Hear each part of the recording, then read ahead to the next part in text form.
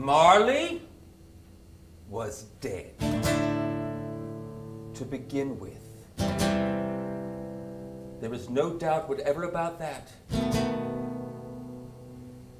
The register of his burial was signed by the clergyman, the clerk, the undertaker, and the chief mourner, Scrooge.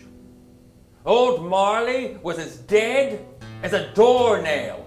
Mind, I don't mean to say that I know what there is particularly dead about a doornail. I might have been inclined myself to regard a coffin nail as the deadest piece of ironmongery in the trade, but the wisdom of our ancestors is in the simile, and my unhallowed hands shall not disturb it. You will therefore permit me to repeat emphatically that Marley was as dead as a doornail. This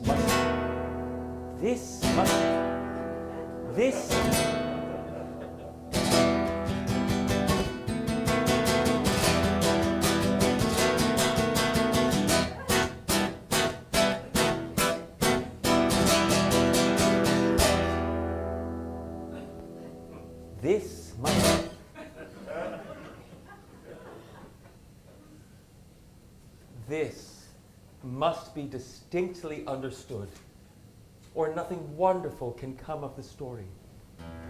What else can I be when I live in such a world of fools as this? Merry Christmas out upon Merry Christmas. What's Christmas time for you? But a time for paying bills without money. A time for finding yourself a year older, but not an hour richer.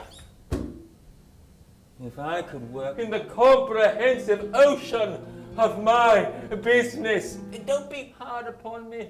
Don't be flowery, Jacob, pray. You have yet a chance and hope of escaping my fate. A chance and hope of my procuring Ebenezer. You were always a good friend to me. Thank you. You will be haunted by 3 spirits. Is that the helping chance you mentioned, Jacob? It is. I think I'd rather not. Without her, Scrooge and the spirit now found themselves on the busy thoroughfares of a city. Here, too, it was Christmas time, but it was evening, and the streets were lighted up. The spirit led Scrooge to a certain warehouse door and asked him if he knew it. Know it? I was apprenticed here. In they went. At the sight of an old gentleman in a high, old-fashioned wig sitting behind a fantastically high desk, Scrooge cried out, "It's old Fezziwig. Oh, bless his heart. It's Fezziwig, alive again." Old Fezziwig laid down his pen, adjusted his capacious waistcoat, and laughed all over himself. Ebenezer! Dick! Scrooge's former self, now a young man, came briskly in, accompanied by his fellow apprentice. Ooh, no more work tonight. Christmas Eve, Dick.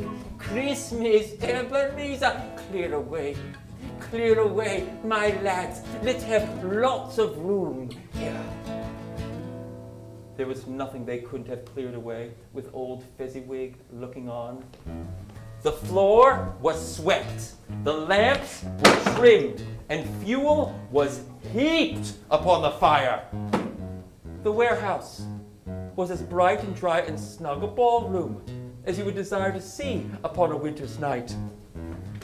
In came a fiddler. In came Mrs. Fezziwig. In came 3 Miss Fezziwigs, and 6 young followers whose hearts they broke. In came all the young men and women employed in the business. The housemaid. Hello, love. And the baker, Merry Christmas. and the cook, Good evening. and the milkman. It's me! In they all came, 20 couples at once. He had spent but a few pounds of your mortal money, 3 or 4 perhaps. Is that so much that he deserves this praise? It isn't that, Spirit. He has the power to render us happy or unhappy,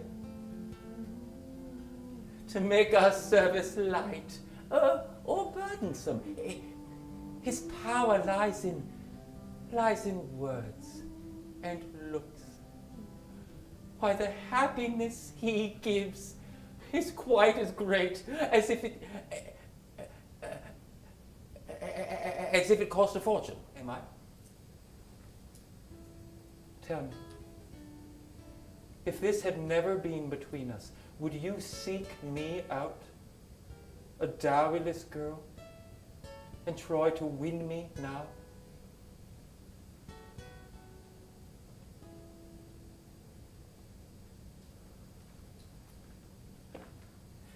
Say something to her. You young fool, said Scrooge to his former self. But his former self remained silent, and with that, the young woman was gone. Spirit, conduct me home. Show me no more. Why do you delight to torture me? These are but shadows of the things that have been. That they are what they are. Do not blame me. Scrooge then turned and grabbed the ghost by the white tunic. Remove me. Take me back. Haunt me no longer. In the struggle, if it could be called a struggle, the spirit dropped into nothingness. And Scrooge was left standing on the corner of his own mattress with his hands full of his own bed curtains. Exhausted, his hands relaxed, and he sank into a heavy sleep. Again, Scrooge and the spirit pass it on, above the black and teeming sea, on, until, being far away from any shore, they lighted on a ship. They stood beside the helmsman at the wheel, the lookout in the bow, the several figures in their ghostly stations, and every man. You were born to make your fortune, and you'll certainly do it. And don't get your oily hands all over them blankets now. His blankets? He ain't likely to take cold without 'em, I dare say. Are there no workhouses?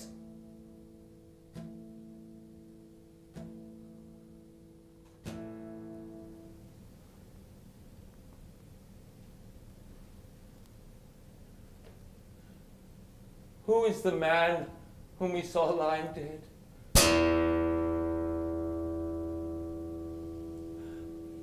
No, Spirit. No, Spirit. I am not the man I was. I will not be the man I must have been, but for this. Why show me this if I am past all hope? Good Spirit, I will keep Christmas in my heart, and I will try to honor it all the year. I will live in the past and in the present and in the future. The spirits of all three shall strive within me. I will not shut out the lessons that they teach. Tell me that I am not already dead. Tell me that I may sponge away the writing on that stone. I beg you, on my knees. Kind his own heart laughed, and that was good enough for him. And it was always said of him that he knew how to keep the flame of joy and charity and fellowship, burning bright. If any man alive possess the knowledge, may that be truly said of us, and all of us. And so, as Tiny Tim observed, God bless us. la la la la la la la la la.